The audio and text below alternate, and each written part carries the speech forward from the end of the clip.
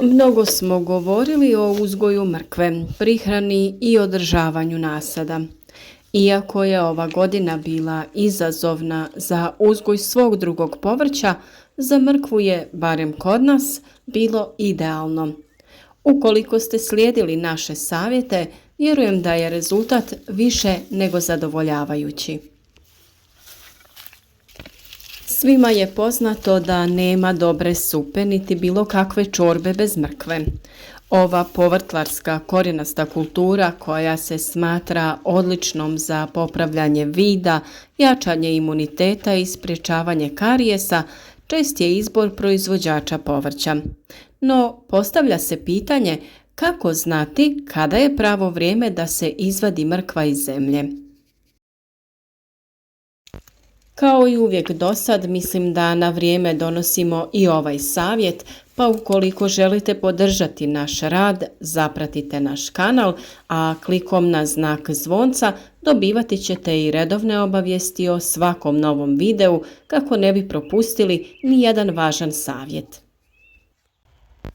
Video koji vam je bio koristan možete podržati i sa lajkom ili ga možete podijeliti na vašim društvenim mrežama kako bi i vaši prijatelji imali korist od naših savjeta. Mi smo našu mrkvu sijali početkom aprila, pa dalje u razmacima od 15 dana. Na taj način nam neće sva dospjeti u isto vrijeme. Jednu smo odmah konzumirali, dok smo drugu vadili i spremali od nje različite zimnice. U pravo vrijeme smo ju prorijedili, tako da smo dobili poprilično ujednačene i zdrave korijene mrkve. Ono što je svakako preporučljivo kao sljedeći korak nakon prorjeđivanja jeste malčiranje mrkve. Na taj način spriječavate razvoj korova koji usporava razvoj mrkve, a i oduzima hranjiva. Također, na taj način smanjujemo broj zalijevanja i potrebu za istim, jer malč izvrsno čuva vlagu. Možete da koristite sjeno, slamu ili posušenu travu nakon košnje. Mrkva ne voli previše obilna zalijevanja, jer u tom slučaju može doći do pucanja korijena uslijed prevelike količine vode. Upravo tu u priču dolazi malč koji održava vlažnost tla i nije potrebno prečesto zalijevanje. Ono što je za kvalitetan uzgoj mrkve posebno važno jeste pravilan raspored u vrtu. Najbolji susjed joj je luk. To je nešto što svi oni koji su redovno pratili naše savjete od proljeća dobro znaju. Naime, luk štiti mrkvu od mrkvine muhe, ali korist je obostrana jer i mrkva štiti luk od lukove muhe. Također je vrlo važna i upotreba pepela prilikom sjetve i u kasnijoj fazi rasta korijena. Pepeo je vrlo koristan u početnom stadiju kod zaštite od bolesti, a kasnije se u 2 navrata zalijeva sa rastvorom pepela za krupan i zdrav korijen. Jednako možete koristiti prihranu kod mrkve, ali i kod uzgoja luka.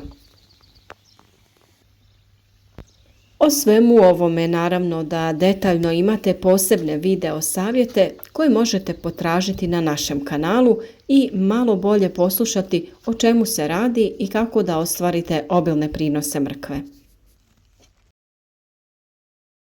Vađenje mrkve možete započeti tek kada ona ima od 1 do 1,5 cm u prečniku. Mrkva se vadi u periodu nakon 60 dana od sjetve, no tada je to mlada mrkva za prodaju u vezicama ili u svježem stanju sa odstranjenim lišćem.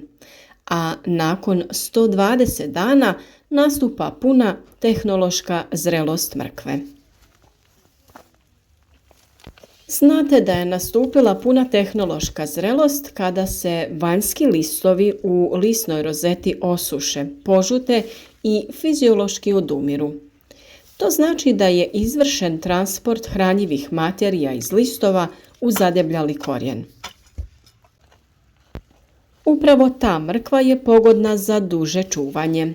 Mrkva se u tehnološkoj zrelosti vadi u jesenjem periodu, krajem oktobra i početkom novembra. Ukoliko imate uslove za čuvanje u nekim škrinjama ili hladnjačama, tada mrkvu možete izvaditi i ranije, usitniti, spakovati u neke vrećice ili to odraditi sa nekom aparaturom za vakumiranje, te na taj način imati mrkvu sve do sljedeće sezone uzgoja.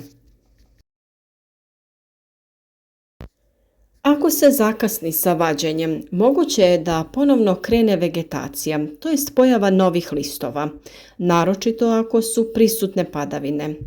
Ovo je vrlo nepovoljno za korijen, jer novi listovi koji rastu to čine iscrpljujući nutritivne materije iz korijena, čime smanjuju njegov kvalitet, a to sa druge strane negativno utječe i na dužinu čuvanja mrkve, umanjujući mogućnost skladištenja. U manjim baštama, to jest za vlastite potrebe, povrtlari vade mrkvu ručno.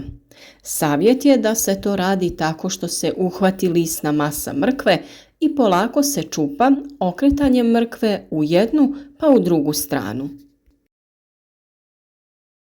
No najvažniji savjet jeste da se to radi kada je zemljište umjereno vlažno od padavina, a ako nije, možete ga i vi lagano zaliti. Također na manjim parcelama vađenje se može vršiti i pomoću alata, kao što su vile za vađenje repe.